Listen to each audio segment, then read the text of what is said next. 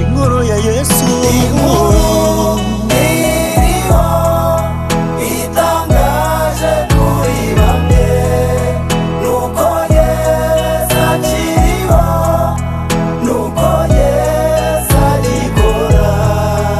umva muvandimwe, ubuzima ubayemo Imana irabuzi,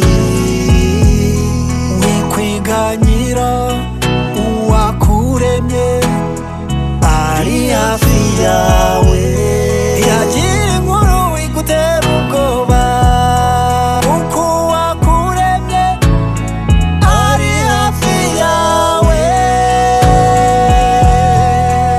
Inkuru iriho itangaje kuri bamwe, nuko Yesu akiriho, nuko Yesu agikora.